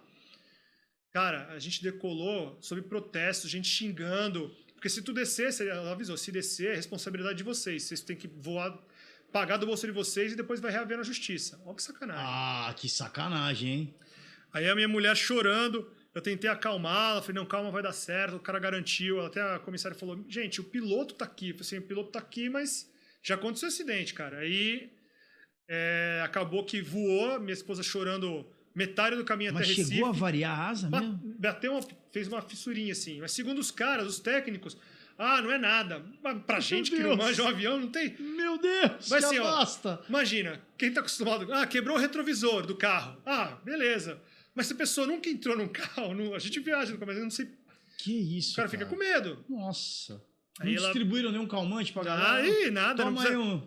Eu falei pra eles, depois eu reclamei, e aí eu não queria passagem, não queria nada, eu queria um pedido formal de desculpas, pelo menos, uma né? Reclamação. Não, aí os caras, verificamos que não houve ocorrência nenhuma, não sei o quê, sabe? Falando assim, não é culpa nossa. Acho que ficaram com medo de pegar e entrar com alguma ação, se eles tivessem pedido desculpa. Mas eu até cancelei meu programa de milhas na época, era da Gol, assim, eu pagava, né, pra receber mais milhas e tal. Cancelei, que falei, não tem sentido, porque os caras tratam a gente que nem lixo, né, velho? E quanto tempo que é um voo de Noronha pra cá? Tu veio pra São Paulo? Fui pra Recife, tem que fazer escala em Recife. E aí depois pra Noronha. Quanto tempo até Recife? Deu meia horinha, mais ou menos, meia hora. Meia hora? Meia hora pra acontecer. Não passava uma agulha. Não. Juro pra você, foram 15 minutos da minha esposa chorando e o resto ela sem chorar, mas ainda apreensiva. Não, coitada. Eu até fiquei com receio dela depois não querer mais voar e tal, mas deu certo e tal. Tu tava cabreiro e tinha que segurar a onda dela também, né? Exatamente, O teu não passava uma Nada. agulha... Meu, tava tenso, Caramba. Exatamente isso. Eu tava com medo, talvez tanto quanto ela, mas eu tentei passar segurança. Porque foi lá, fez o teu papel. Ela saiu do normal, assim, ela tava realmente tensa, preocupada, mandou mensagem, gente, mandou pro trabalho, se aconteceu alguma coisa, vocês já sabem, foi a Gol... Ela chegou a esse ponto. Que a gente tava ainda no solo, né, antes de sair, e aí a gente decolou... Compreendo ela perfeitamente. A gente decolou 6:01, e o pessoal tava brigando com isso, falou assim, nem pode decolar mais, não sei o quê, porque se a aeronave fica ali, ela tinha que ou decolar rápido, ou abortar logo. Ela provavelmente deve ter tomado alguma multa, mas foi 2 minutos. Mas é proibido. A gente começou a falar esse assunto por causa de vento. Lá venta muito também ou não? Venta, mas nem tanto quanto o Jeri, por exemplo, a região. Cara, lá é demais. Muito vento. Como é que tu vai pousar um avião lá, cara? Lá realmente eu também não entendo, é muito vento mesmo. Tudo bem que não tem nada em volta, isso aí não é problema, né? Porque... Eu não sei se o trem de pouso deles, a pista de pouso é comprido ou não. É extensa, eu não sei como é que é. Mas eu digo assim, piloto sabe. Mas esteriliza, né? Pô, cara, de não dar com a asa ali, não sei lá, porque venta demais, cara. Demais. Eu tive a oportunidade que eu fui pra lá, o Bugueiro me levou pra um municípiozinho, que eu nem vou me recordar o nome, ao lado ali. Na época que eu fui, tava com uma falta de lagosta. E aí falou, vou te levar ali num município de pescador, tal, numa vila de pescador. Aí eu fui lá, um vilarejo que tinha acho que 800 pessoas, né? E de fato, cara, os caras tinham lagosta lá. Caraca. Não tinha lugar nenhum. Só que assim, era mais engraçado. O cara morava numa tapera, assim, de pau a pique mesmo, de barro e tal, com umas redes. E era aquela coisa bem rústica mesmo. O fogão do cara era um fogão de barro, com uma panela de barro, assim, e ele fazia fogo com madeira mesmo. Cara, e aí ele fazia a lagosta no azeite e no alho. E, sabe o que era demais, assim? Parecia uma coisa de filme, assim. Logo do lado, assim, tudo em volta, eram várias casas abandonadas porque a areia tinha encoberto as casas. Comércio, mercadinho do não sei o que, tipo assim, tu lia metade mercadinho, outra metade era areia. Cara, e ele falou, daqui a pouco é minha casa que vai encobrir. Foi por isso que a gente não levanta, minha casa é de barro aqui, tipo um pau a pique, porque daqui a pouco vai cobrir, eu vou ter que fazer outra. Isso aconteceu em Itaúnas, no Espírito Santo. Tem o Parque Estadual das Dunas, alguma coisa assim, o nome eu não me recordo. E lá tinha uma vila na beira, quase na beira-mar, assim, tal, que foi justamente por causa das dunas lá, dos ventos, encobriram tudo, perderam casa, tem igreja lá e tal. E aí agora tem até um museuzinho lá sobre isso. E aí tem umas construções, umas barracas de praia, mas a cidade mesmo, as casas, elas ficam mais afastadas agora. Porque para não acontecer de novo, porque a duna vive em constante movimento. Cara, em constante movimento. Eu achei isso inacreditável. Inacreditável, cara. Incrível, né? E vem cá, Taka, todas as tuas viagens, quando você vai viajar, você vai buscar pela natureza do local? Ou você, por exemplo, eu quero ir para grandes centros urbanos? Você tem essa curiosidade de visitar centros urbanos ou sempre mais focado na natureza? Não, eu gosto mais de natureza, né? Mas eu sempre, por exemplo, acho que quem não tem curiosidade de conhecer Paris, Nova York, né? Então eu acabo viajando também, com menos frequência, mas acabo viajando. E o que eu faço? Eu acabo tentando colocar, nessa viagem que eu falei para você, que eu fui para Turquia, eu fiz Turquia, França, Inglaterra. Aí na Turquia eu fiz uns rolês mais de natureza. Tanto em Londres quanto em Paris, eu fiquei coisa urbana. Chegou na Turquia, fiz o voo de balão, fui lá em Pamukkale, que eu te falei que é sensacional, fui para uma praia, que é Feti, o nome da praia, e aí, além de praia, fiz esporte, também fiz paraglider lá, então, sensacional. Aí juntei o que eu gosto. Fiz um pouco de turismo urbano, mas com as questões da natureza, de esportes também de aventura, porque eu gosto dessa questão histórica, mas também aliado à natureza. Trilha, eu gosto de fazer trilha pra caramba e tal, né? Então, sempre tento mesclar. Mas é interessante você estar num lugar, que nem Amsterdã. Amsterdã é um centro urbano louco. Foi para Nova York já? Nova York eu fui. Fui maravilhoso também. Foi quantas vezes? Uma só? Eu fui uma vez e depois numa outra fiz um stop de um dia também lá. Aí também dei um rolezinho e tal. Aliás, até eu falo pra todo mundo, Central Park é incrível. Mas o nosso Ibira aqui, o Ibirapuera também, cara, é top, eu acho top. Não deixa devendo nada. Lá tem algumas atrações a mais, lá tem um zoológico dentro, né, tal, é maravilhoso. Mas o Ibirapuera também, para quem, nosso regionalismo também, né, acaba, né, eu acho muito bacana também. Muito uns locais bons aqui para fazer trilha é ali por Minas Gerais, ali aqueles lugares, são os mais indicados assim, não? É que tem uma Chapada. Então, depende do que você pode fazer. Tem trilhas de montanha, né? Aí a Serra da Mantiqueira. Aí é mais montanha que eu falei, montanha, né? Paraná e tal. E aí tem umas mais para cachoeira, que aí são as chapadas, né? A dos Veadeiros, a Diamantina, que é incrível. Já foi nessas todas? Eu fui na Diamantina e Diamantina eu fui 2 vezes. E na dos Veadeiros eu fui 2 vezes. Aí falta a das Mesas e a dos Guimarães. Ainda não Mas já tá no teu radar aí? Não, cara, como tá sempre. No teu roteiro? Recentemente eu fui pro Jalapão, mas lá é mais 4x4, né? Lá é menos você falou do Jalapão. O Jalapão tem os... Fervedouros. Eu ia falar que era... É maravilhoso também. Geyser, não, mas é fervedouro. Fervedouro. A água, até a minha esposa adorou, né? Talvez um dos lugares do Brasil, acho que ela mais gostou. E lá o pessoal até tem essa coisa de que, será que a água é quente e tal? É fervedouro, mas pela só questão da geografia, não, da questão que parece que tá fervendo, porque tem uma nascente lá, então borbulha muito, então parece que tá fervendo, mas a água não é quente, não. Entendi. É só por causa da nascente que ela levanta muita água. Dá pra você beber aquela água ali? Não, né? Inclusive pode dar dor de barriga por causa de minérios. De minério e tal. Ela, na verdade, é um lençol freático, ele passa por baixo, né? E aí, quando ele encontra uma parte mais dura, mais difícil de passar, de ultrapassar, ele sobe, faz uma fissura na terra e vira uma nascente ali borbulhando. E aí dá pra tu mergulhar. É muito bonito. Aí os caras colocam buritis ou folha de bananeira em volta, e aí segura vira uma lagoinha e o pessoal curte lá. Muito bonito também, o Jalapão, legal pra caramba. Pô, falou desse perrengue aí de Fernando de Noronha. Tu já passou mais algum outro perrengue assim nessas viagens aí? Cara, assim, teve esse Buenos Aires que foi que eu me perdido, teve... já tive um problema em trilha também, eu estava no Peru, já não é voo, né? Eu estava no Peru e aí eu tive um problema justamente pela altitude, comecei a ter embolia cerebral no meio da trilha. Tu tá de... Já passei por muita coisa, Como é que é isso? Eu estava fazendo uma trilha de altitude. A gente chegou a quase 5 mil de altitude, era 4.800 e pouco. E aí eu falei pro pessoal, gente, eu não tô legal. Aí o pessoal, não, para, você tá bem, vai lá, vamos lá continuar. Eu continuei na trilha, não tava bem, mas continuei. E aí, cara, chegou na segunda noite, quando eu acordei com os olhos inchadão, já sou japonês, parecia o Rock Balboa, velho. Aí o pessoal falou, caralho, você tá com embolia, fudeu, princípio, né? Que tava todo inchado, rosto inchado, o guia falou, toma água, fica tranquilo que a gente já vai começar a descer. Aí começa a descer, começa a melhorar, desinchar. Mas eu corri um risco aí de me fuder legal. O que dá uma embolia cerebral, cara? Cara... Teve um princípio de embolia. Isso, um pouquinho, começou a formar-se em bolhas, né? E aí, por exemplo, pode dar pulmonar ou cerebral. Sim.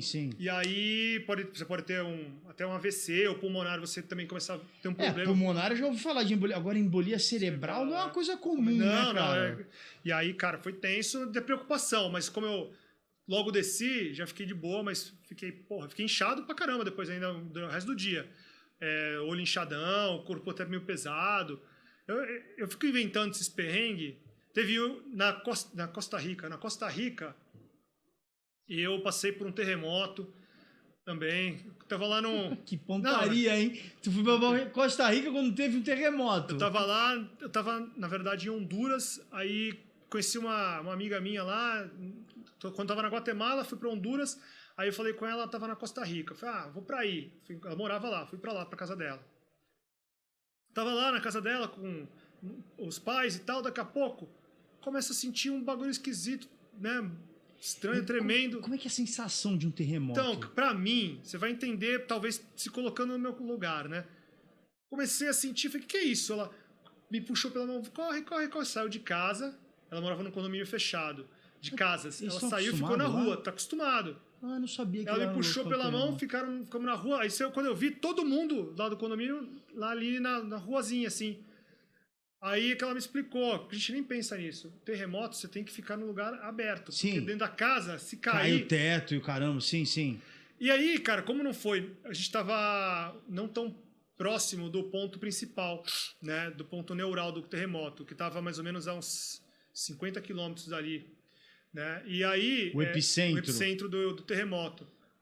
Quem tava próximo do epicentro foi pior, teve até 1 ou 2 mortes no epicentro, né, perto do epicentro da cidade, e eu estava a 50 quilômetros mais ou menos, então eu só senti o tremor. Foi inclusive de 6 ponto alguma coisa, a escala é 7.2, eu acho 7.3. Caraca, meu... Pra mim, a sensação foi assim, caraca, passei por um terremoto, sabe, legal. Muito louco. Elas estavam brancas, as pessoas lá. Meu, graças a Deus, saímos dessa. Você falou, pô, que horas vai ter outro? Quase isso. Você sai com aquela sensação, sou imortal.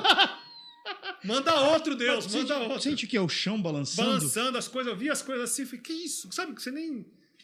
Eu pensei assim, minimamente, você vê, vai ter risco de terremotos nas regiões. Lá ela nem estava preocupada, não tinha nenhum aviso. Foi do nada mesmo, como acontece em muitos lugares. É difícil que terremoto não tem aviso que nem um vendaval, né? Não, Terremoto não tem, né?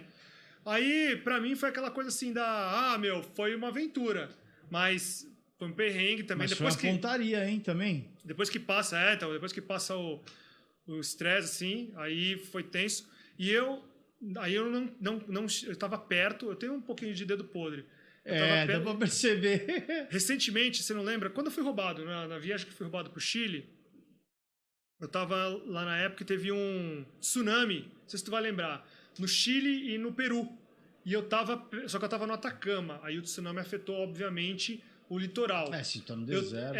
Eu iria para lá pro litoral uns 3 dias depois que aconteceu. Não lembro que ano que foi isso, cara. 2016. Cara, não lembro, foi até meio que recente, foi um tsunami, pegou assim e tal. Não lembro disso. Não foi gigantesco, não é que nem acontece nas dimensões do Japão. Tá. Mas pra eles foi tenso, assim. Claro, porra, tsunami. Então, eu tenho uma pontariazinha meio top, assim mesmo, pra essas coisas. Pelo menos dessa tu não tava no litoral, hein? Não, mas caralho, foi porra, só faltava também. E como é que surgiu a ideia do canal aí? Bom, obviamente que história pra contar do tempo que tu viaja, mas como é que foi? Tu com a tua esposa falou, pô, Beth, vamos fazer um canal? Ou ela que falou? Não, então, eu quando era mais novo, eu fiz parte do maior site de viagens da América Latina, em português, que é o mochileiros.com, né, que o proprietário, até o Silney, a Claudinha, deixar um abraço para eles aqui, eu era editor lá deles e tal, né, voluntário, e a gente acabou fazendo um grupo de amigos e fizemos um blog na época, um blog de viagens, escrito, quando ainda nem era tanta moda o YouTube. E aí acabamos ficando um tempo, tal, era o Clandestinos, era Destinos, como era assim, Clandestinos. Tá. Acabou não conseguindo, todo mundo começou a ter sua própria vida, tal, não conseguiu se empenhar, e a gente não foi pra frente, parou. Mas eu sempre gostei de falar sobre isso, né? Você vê, eu gosto de conversar sobre isso. Sim, claro.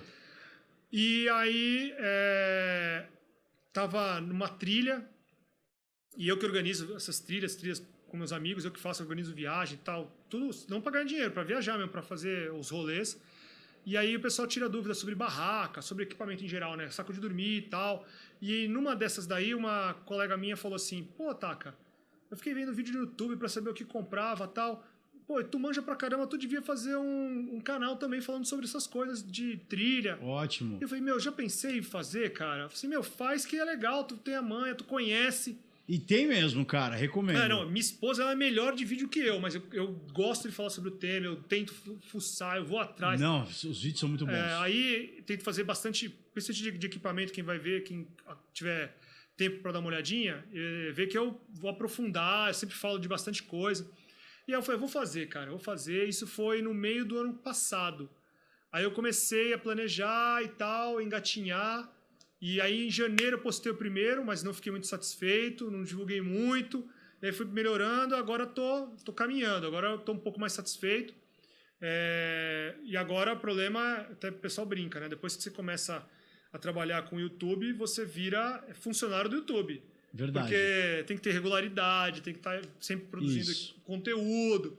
Mas é mó prazerzão, cara. Então foi dessa vontade que eu já tinha, aliada com esse toque que minha amiga falou. Eu falei, meu, tu tem condições de fazer, né? De que tu gosta, tu conhece. Dou várias dicas de viagem pessoal, entre os meus amigos. Você tem rede social também do teu canal? Tenho, também é @vidaoutside, do Instagram. Do Facebook ainda não preparei. Tá.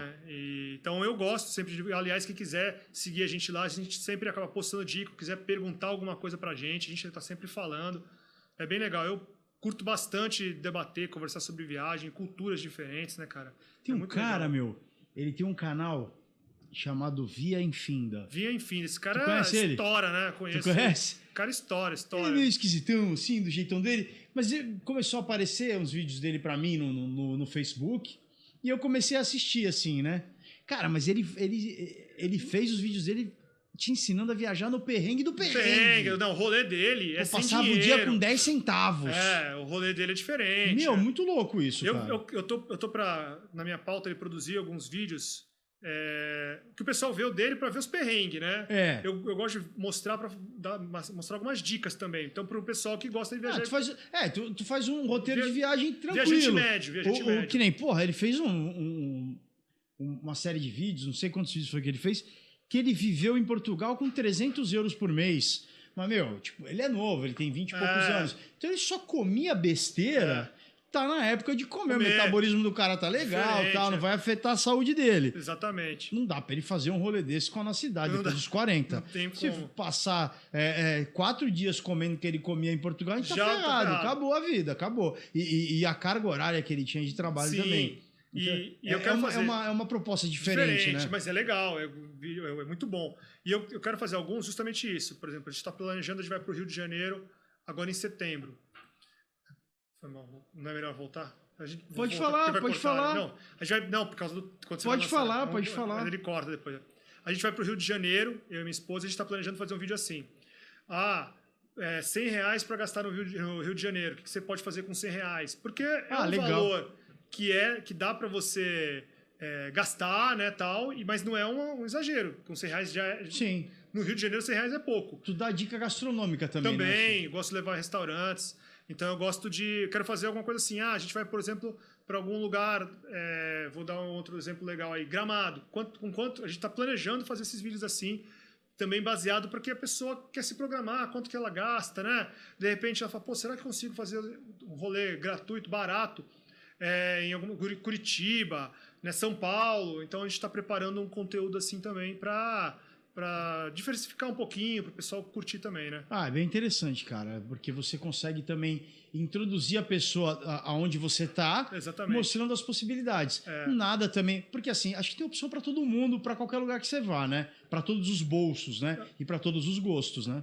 Aliás, nesse aspecto que você falou, o vídeo que a gente tem, que é mais assistido, ele é 5 dicas que ninguém te conta na Praia da Pipa. Porque exatamente isso que você falou. Assisti esse vídeo. Assistiu? Assisti. Que foge do trivial, né? Sim. Do trivial, foge um pouco. E eu dei uma olhada nos comentários do teu vídeo.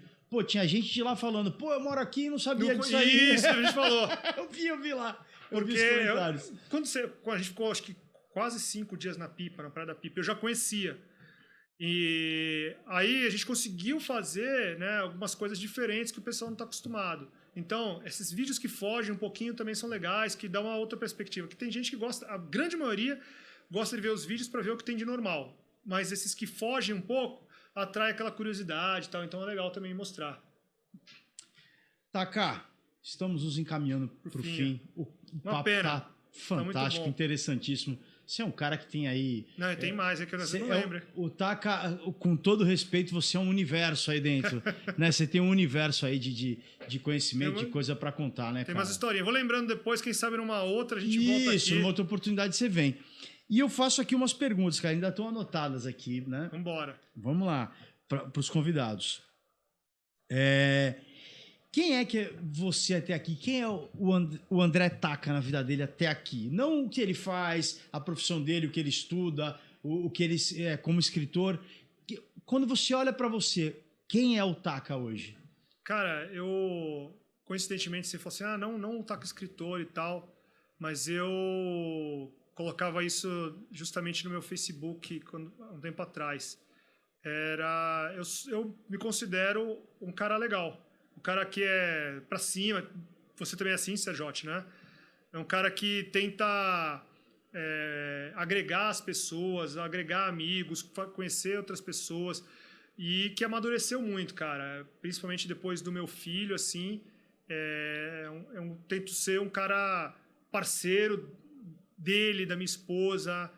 Um cara que almeja objetivos, mesmo com 44 anos, que a gente talvez tenha mais passado que futuro. Mas cara, tenho muitos planos ainda, como se eu fosse um garotão. Tenho muitos objetivos e eu vou alcançar. E esse cara que tem essa... como posso colocar assim?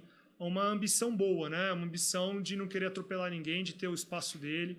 E tentar, para quem conhece, acho que quem me conhece mais proximamente, intimamente, vai referendar que eu tento ser sempre um cara gente boa, um cara bacana, que tenta ver o mundo com certa positividade. Eu acho que é isso que move a gente, né, cara? E vamos dizer que você chegou no último dia da sua vida. Já pensei muito nisso. Você olhando para trás, você tem mais coisas a comemorar? Ou você se arrepende de alguma coisa que você fez ou que você deixou de fazer? Cara, tem duas coisas que eu me arrependo e não me perdoo até hoje, mas o resto é só com a celebração.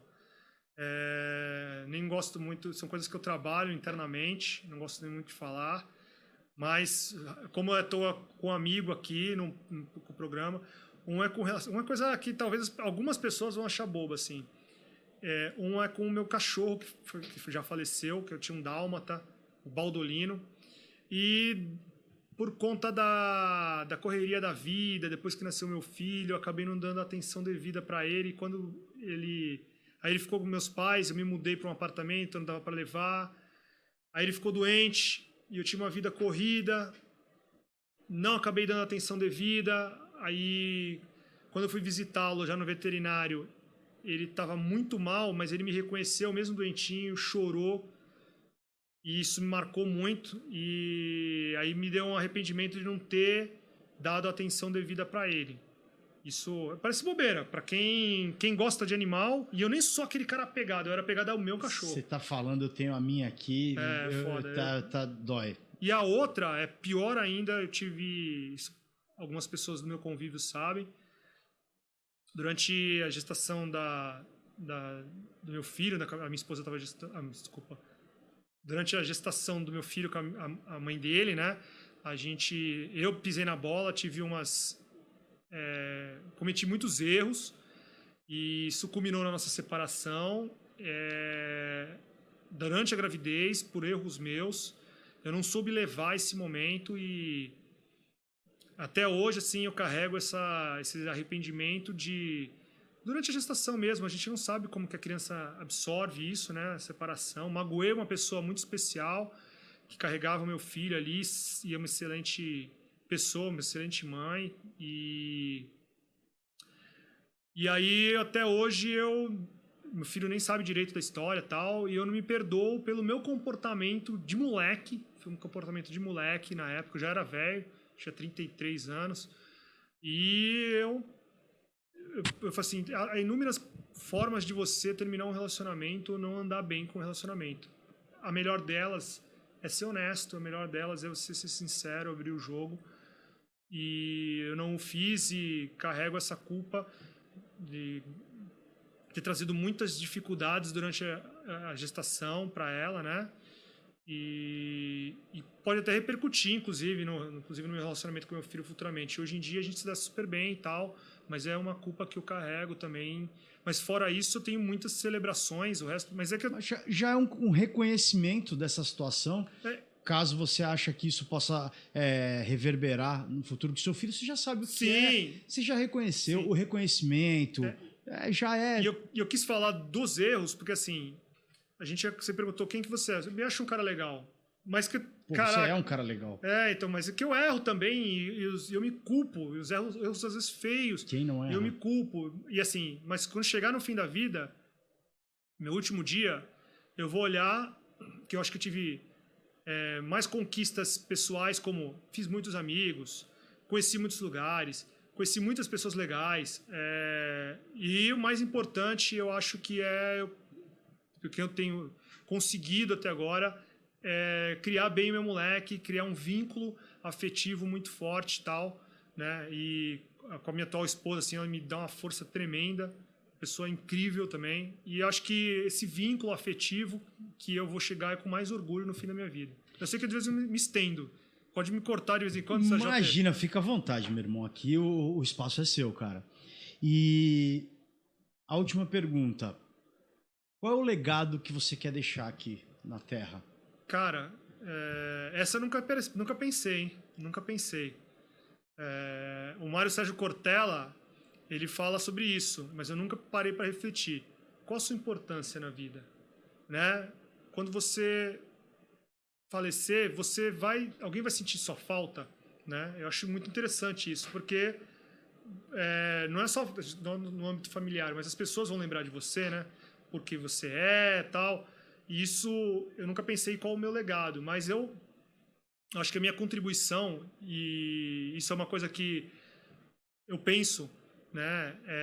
Primeiro, né, a educação para o meu moleque, eu espero que ele compartilhe isso, né, da forma que a gente aprende a viver um com o outro. E segundo, o meu legado, acho que quando eu escrevo meus livros, eu sempre deixo alguma mensagem, né, meu ponto de vista, alguma coisa assim, uma crítica social ou uma mensagem positiva, né? E eu acho que eu tento deixar isso nos livros como, em tese, assim, já que a gente está falando sobre legado, isso como um legado, que as pessoas depois no futuro leem, como eu leio, por exemplo, hoje Gabriel Garcia Marques, e eu falo, nossa, cara, que gênio, como é que ele teve essa análise da história, desse deixar o teu legado através da tua literatura. Isso, dos livros, assim. Pô, que legal. Tá? É uma ideia que talvez eu possa tentar estender aí.